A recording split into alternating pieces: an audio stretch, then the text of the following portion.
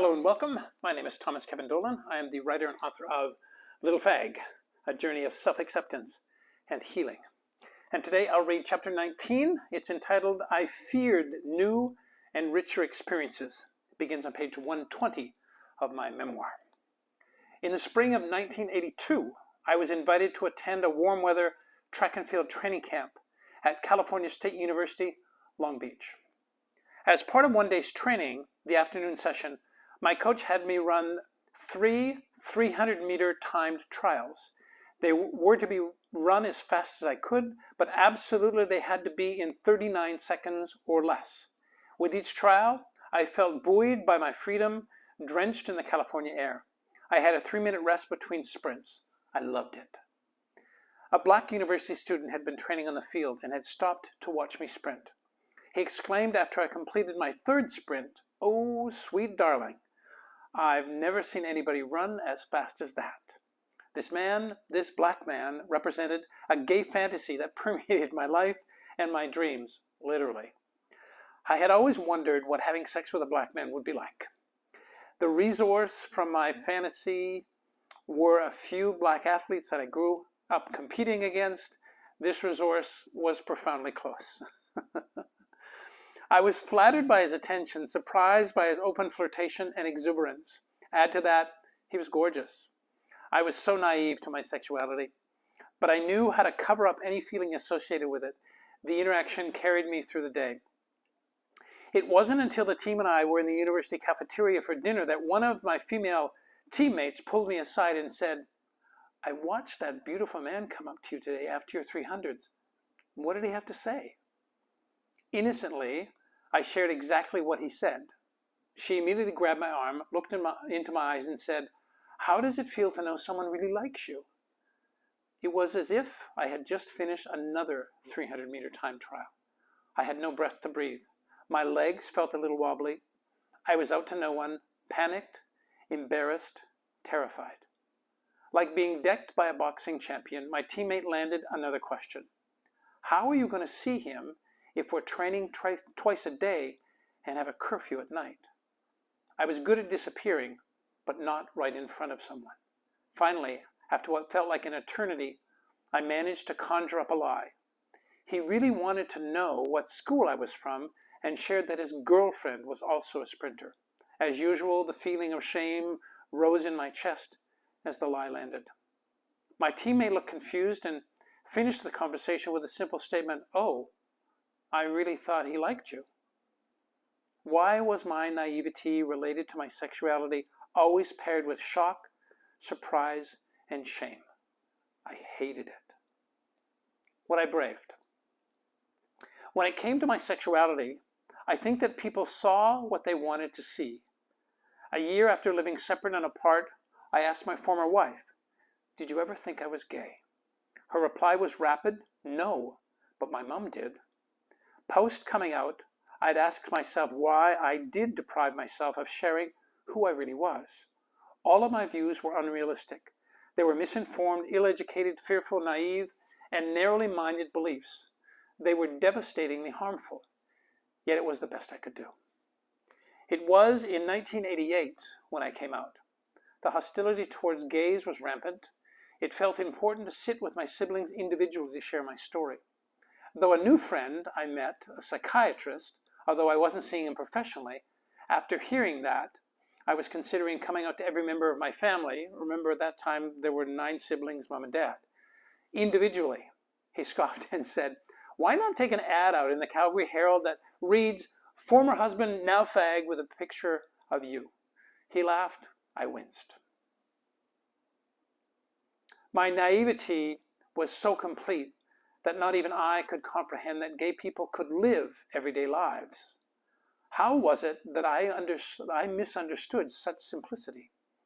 Where was my naivety coming from? The only difference that existed between the definition of homosexuality and heterosexuality was desired. One was for a person of one's own sex, and the other was for a person of the opposite sex. It was desire. It was gender. Yet it was my heart, first and foremost, that was attracted to a man. And there it was, sex. I felt being gay had no more to do with sex than being heterosexual did. Wasn't I like everyone else?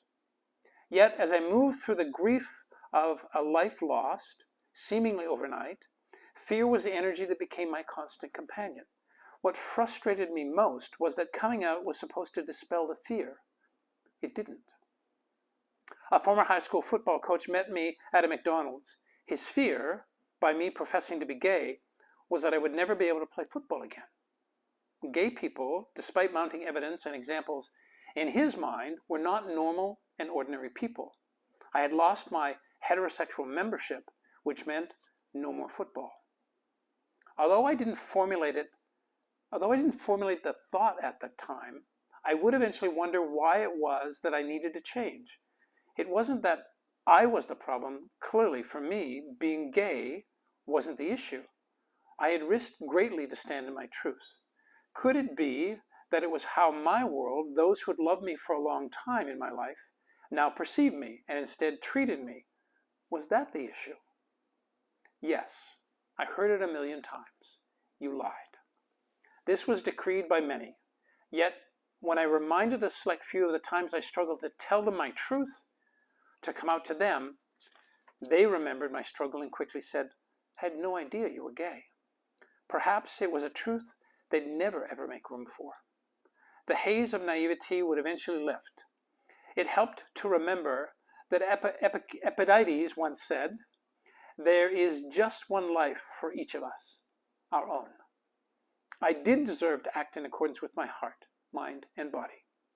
My chase for a shared intention with the rest of humanity, one of happiness, seemed to come packaged only in a heterosexist way. The wife, kids, picket fence, dog, car, home, the Canadian dream. It was my fear that clouded any other ability to see any other possibility. When my former wife and I met after not talking for a year, we chose forgiveness as the subject we spend most of our time on. I asked her to forgive me for lying to her. She asked me to forgive her for being so mean. What I braved during that meeting was inviting us both to acknowledge that at the end of our lives, in our final days and hours, we'd both smile knowing we could look back on our lives, trusting they were authentically our own. In that moment, the naivety lifted. The unlearning. Part of me loves this. Part of me hates this. It's from Word of the Gay, and drag queens use it all the time. It's called realness. In the drag world, exhibiting realness refers to the ability to blend or pass as the opposite sex or as heterosexual. Because for some, it's got to be real. To be able to blend, that's what realness is. The idea of realness is to look as much like your straight counterpart as possible. That's from Dorian Corey in the film Paris is Burning. My heart hurts when I think of wanting to emulate specific traits or qualities of straight boys or men relative to their gender or sexual identity. I use ultra-masculinity and toughness to pass as straight. All of this inferred that I possess none of these qualities within me as I went hunting for them outside of me. As a closeted gay boy, my superhero quality was sensitivity. I felt everything. Not only did my pain hurt, but also my experience of someone else's did too. But because I was hiding deep in the closet, so were those traits. They'd only come out when they were called out. Don't be so damn sensitive. Boys don't cry. So immediately, I'd stop. Realness, however, can also serve as a survival strategy out in the world.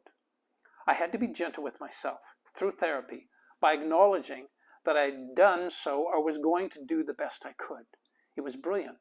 At times, and for my safety, to utterly deny I was gay. It was a brilliant strategy. Walking home at night like a straight dude to at least avoid discrimination or physical assault meant realness was a lifesaver for me. There would come a time, and I'm not sure when I knew it, to eliminate realness. Perhaps it was my personal progress.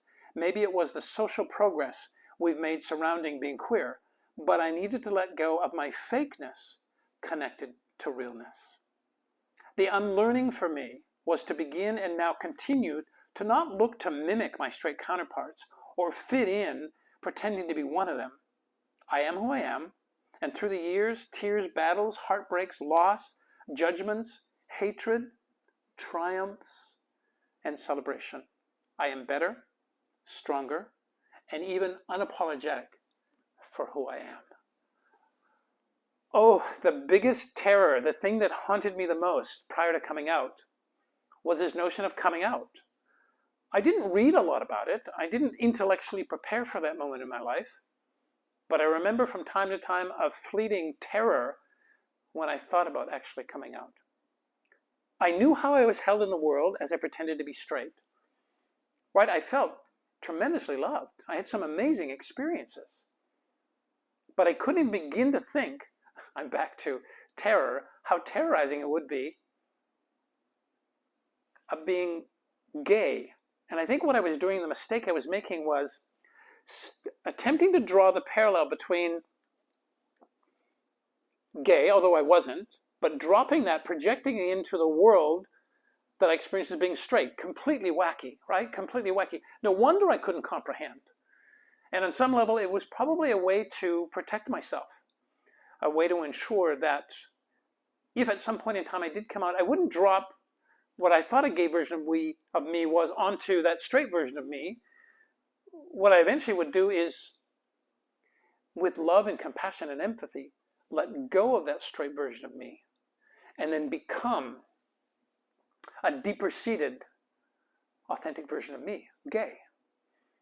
And I think that's why, on some level, the terror I thought that would be conjured up for me, it wasn't. Yeah, it was painful, and folks were mean, and I lost an entire world overnight, save a few, but for the most part, it wasn't as bad as I thought it was going to be, right? It wasn't the hell I thought it was going to be.